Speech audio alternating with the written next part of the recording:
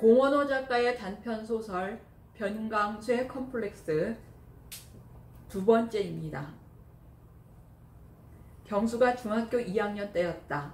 전교생이 한강 백사장으로 봄 소풍을 갔다. 한강이 개발되기 전이었다. 강남의 드넓은 농토도 서울 땅으로 편입되기 전이었다. 그러니까 아직은 한강이 천연의 모습을 어느 정도는 지니고 있을 때였다. 갈대숲과 버드나무 숲으로 뒤덮인 한강은 호수처럼 맑고 고요했다. 강가에 낚시줄을 들이운 강태공들은 봄 기온에 지쳤는지 고기가 물어도 당길 생각을 잊고 졸고 있었고, 숲에서는 형형색색의 새들이 날며 기며 춤과 노래를 멈추지 않고 있었다.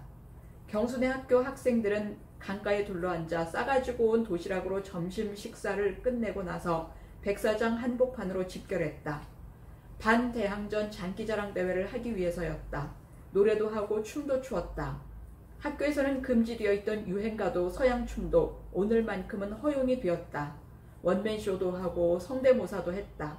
당시로서는 인기 절정에 있던 코미디언 프라이보이 흉내도 내고 남보원이 흉내도 냈다. 새소리, 닭소리, 기차 가는 소리 흉내를 내는 학생도 있었고, 몰래 훔쳐본 영화의 한 장면을 흉내내어 서부 활극을 그럴싸하게 펼쳐 보이는 학생도 있었다. 그렇게 모두들 열심히 경쟁을 벌였다. 상품도 푸짐하게 걸려 있었지만 그보다도 담임 선생들이 반의 명예가 걸렸다고 아이들의 경쟁을 부추겼고, 순진한 아이들이 거기에 호응해서 승부욕을 발휘했기 때문이었다. 다만 담임이 없는 2학년 5반 경수네 반 아이들만 풀이 죽어 있을 뿐이었다. 경수네 반 담임이신 김성수 선생은 소풍을 오른 도중에 복통을 일으킨 오영철이를 들쳐업고 병원으로 간 후 지금까지 소식이 없었다. 영철이가 많이 아픈가 보지? 풀이 죽은 경수네 반 아이들은 부모 잃은 고아들처럼 한쪽 구석에 옹기종기 모여 군것질이나 하며 영철이 걱정을 하고 있었다. 그때 2학년 5반 차례가 되었다.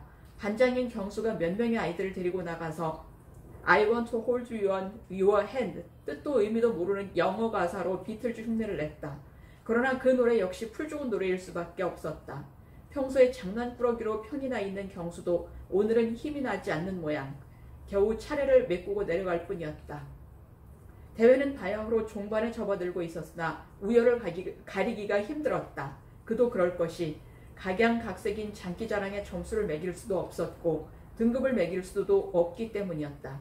거기다가 등수에 들 가망이 없는 반에서는 대회의 취약점을 역이용 농 아닌 농으로 편파 심사를 해서는 안 된다고 미리부터 못을 받고 있었다.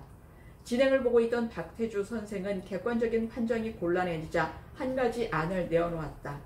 각 반에서 대표 한 사람씩을 뽑아 씨름을 해서 등수를 매기자는 것이었다. 의견이 찬반 양쪽으로 갈라졌다. 씨름이라고 하면 그 학교에서는 독보적인 존재가 두세 명 있었다. 그 독보적인 존재를 보유한 반에서는 찬성이었지만 그렇지 못한 반에서는 반대였다. 그래서 그 안은 채택이 되지 못했다.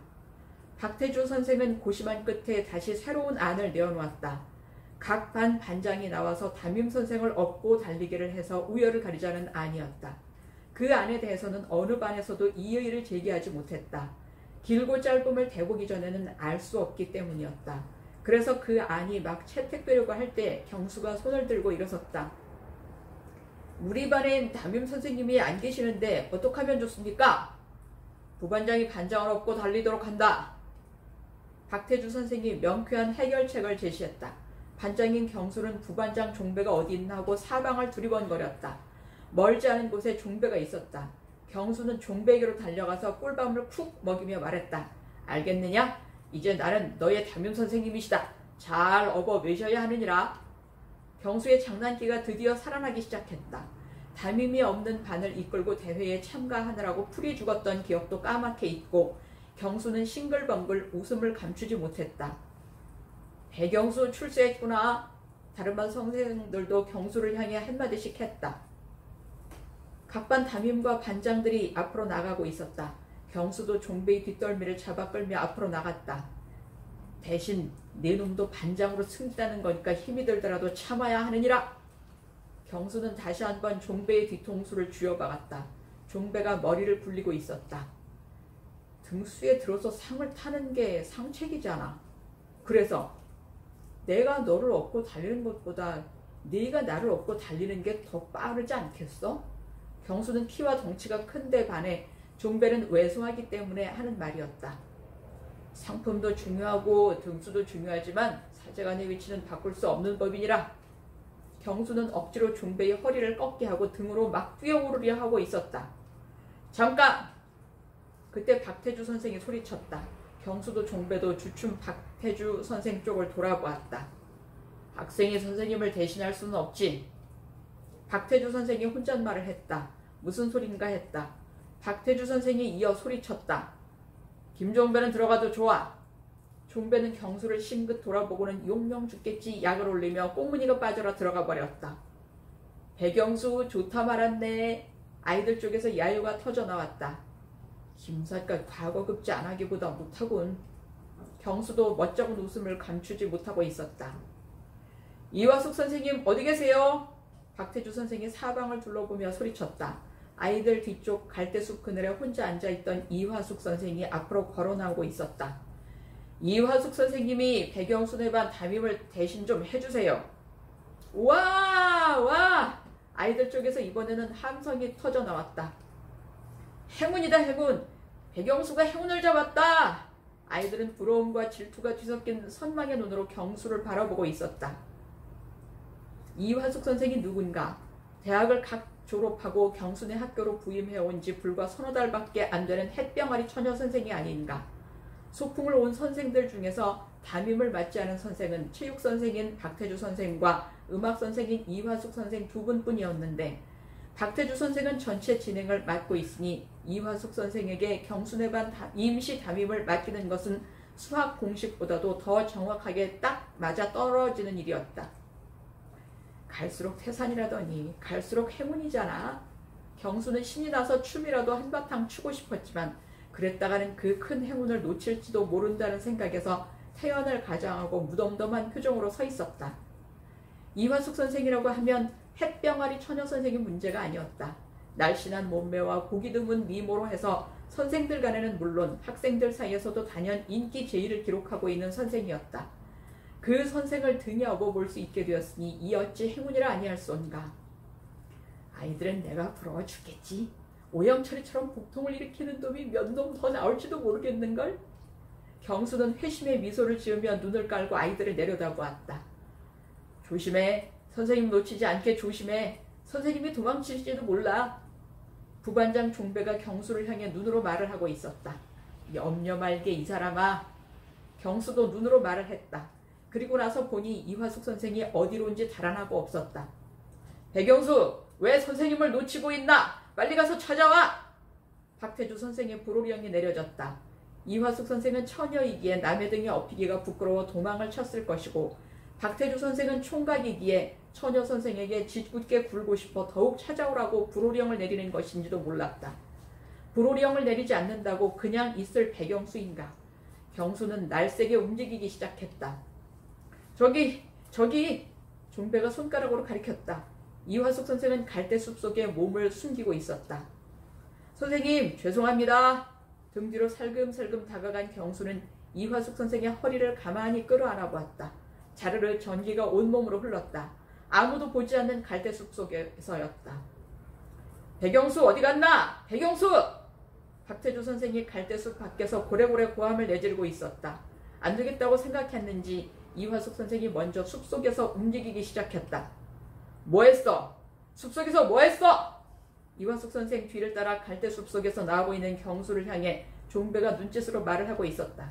자식, 궁금한 게 많은 걸 보니 먹고 싶은 것도 많겠군. 경수는 입속으로 중얼거리며 곧장 앞으로 나갔다. 이제 다 나왔죠? 최종 점검이 끝나고 준비!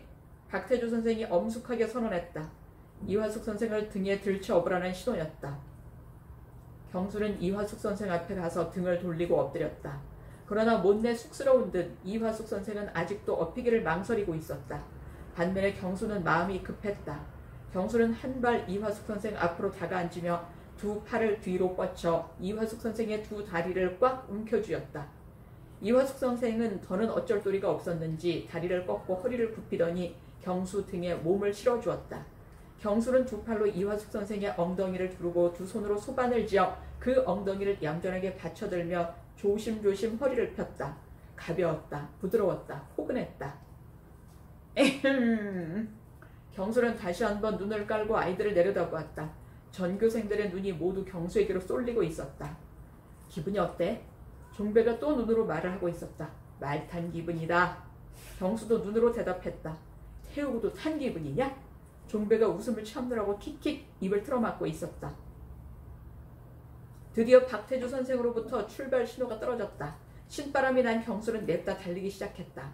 단연코 선두였다. 신바람이 나서 다른 바퀴를 잘 되는 것도 사실이었지만 등에 업힌 사람이 날씬한 처녀 선생이다 보니 중년의 뚱뚱한 선생들을 업고 달리는 다른 반 아이들보다 힘이 덜 들어 선두를 달리게 되는 것도 사실이었다.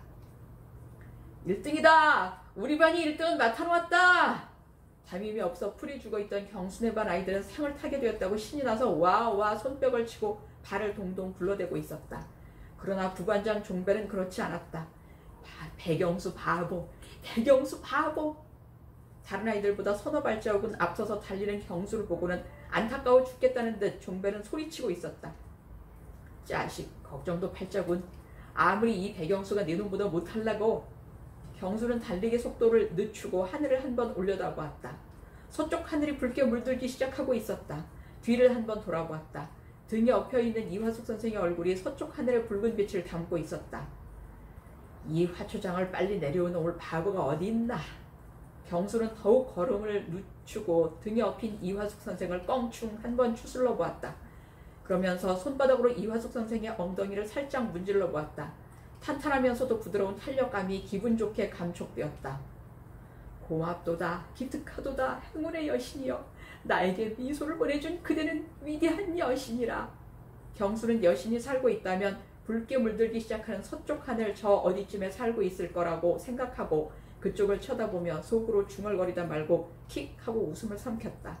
따지고 보니 경수 등에 이화숙 선생을 엎혀준 것은 행운의 여신이 아니라 복통을 일으킨 오영철이기 때문이었다.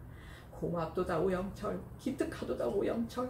이번 복통으로 죽지 않고 살아나면 다시 한번 복통을 일으키도록 빵이랑 짜장면이랑 실컷 사주겠노라. 경수가 이렇게 유유자적하고 있는 사이에 다른 반 아이들이 경수를 따라잡고 있었다.